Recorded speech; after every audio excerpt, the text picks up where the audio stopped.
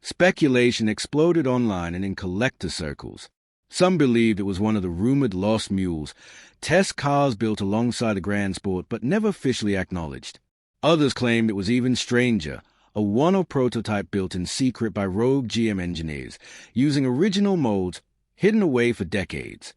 Somehow, it had found its way to Frank. What's certain is that Frank knew exactly what he had. He protected it, never registered it, never showed it, and positioned it in the farthest, darkest corner of his garage, not as a showpiece, but like something he was safeguarding, something sacred. And now, after his death, it had finally come into the light. The discovery triggered a flood of attention. Corvette historians, automotive archivists, former GM employees. Theories collided. Some called it the most convincing replica ever made. Others dared to say it could rewrite Corvette history itself. But one thing was undeniable. Frank Fritz had kept the secret to himself right to the end. In the end, it wasn't the money, the brand, or even the car itself that made the find so extraordinary. It was the impossibility of it. That a man who spent his life rescuing the rare and forgotten had died with one final story tucked behind a locked door, a story that might just change everything we thought we knew about American car history. 4 wheels, a brass tag, and a legacy built not on what was shown, but on what was hidden. Questions that still linger. The discovery of the mysterious Corvette didn't just spark curiosity. It cracked open a vault of unanswered questions that no one, not even Frank Fritz's closest friends, seemed prepared to face. This wasn't just about identifying a rare vehicle. It was about understanding why it was hidden, how it ended up in Frank's garage, and whether it was ever meant to be found at all. Once news of the car hit niche automotive forums, the buzz spread rapidly. Vintage racing communities dissected it photo by photo. Corvette historians scoured decades of records, comparing every visible detail to known prototypes, mule cars, and sketches from Chevrolet's brief but legendary Grand Sport program. Yet every answer only deepened the mystery. The central question remained, was it real? If the car was an authentic, undocumented Grand Sport prototype, then Frank had managed to obtain a vehicle General Motors had never acknowledged, an automotive ghost. But if it was a replica or a Frankenstein build crafted from original blueprints or smuggled factory parts, an even more chilling question emerged. Who built it? The craftsmanship was anything but amateur. The lines were precise, the materials era-correct, and the welds were expertly done. It bore the signature of someone who had access, knowledge, and purpose. Rumors began to swirl. One insider claimed Frank had purchased the shell and original components from a retired GM engineer in the early 2000s, long before his health declined. Another whispered about a discreet deal at an estate sale near Flint, Michigan, not far from former GM grounds. These stories couldn't be confirmed, but they wouldn't go away either. In fact, they matched Frank's style. He never collected for applause. He was drawn to the obscure, the forgotten, the hidden. His garage wasn't a showroom, it was a sanctuary, and that made it the perfect hiding place for something like this. But what unsettled people most wasn't the car, it was the silence that followed. GM refused to release any public statement. When pressed, a spokesperson flatly said they had no information regarding any such vehicle.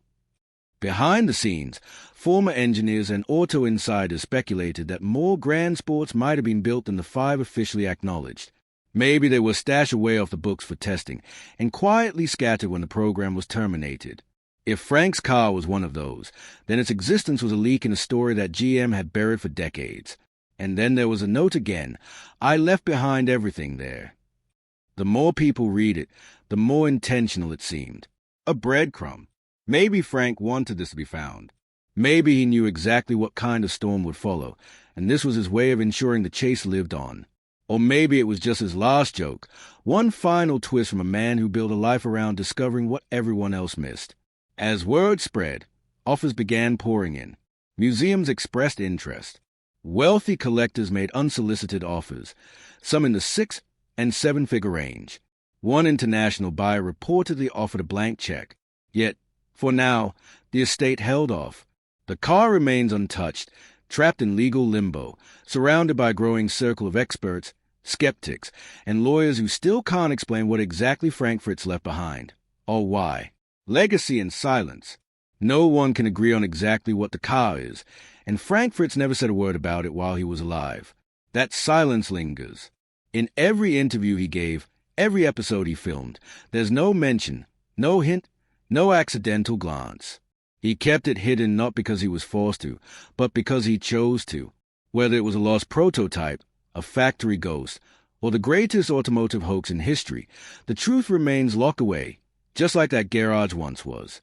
And maybe that's exactly how Frank wanted it. Not everything he discovered was meant to be explained. Some things were just meant to be found.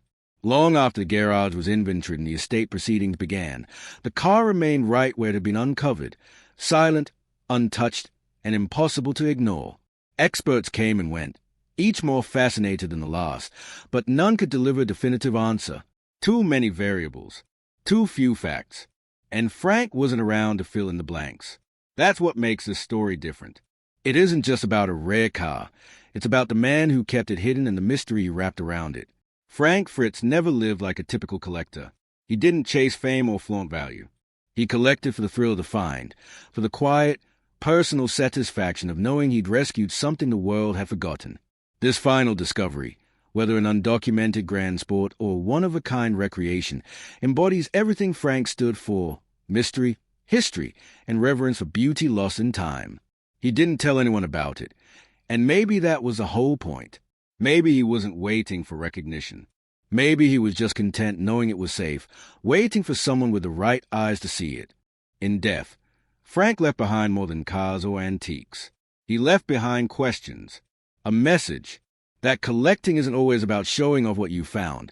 Sometimes it's about knowing something exists and quietly protecting it, keeping it exactly where it belongs. And that car, the one that shouldn't exist, is now part of his legacy. Whether it's ever verified or remains an unsolved mystery, it carries Frank's spirit more than any documented antique ever could. Because in the end, it wasn't about proving anything. It was about preserving something. Something that didn't need an audience, just a locked door, a dusty garage, and a man who understood the power of what's left unsaid. What did you admire most about Frank Fritz? Let us know in the comments.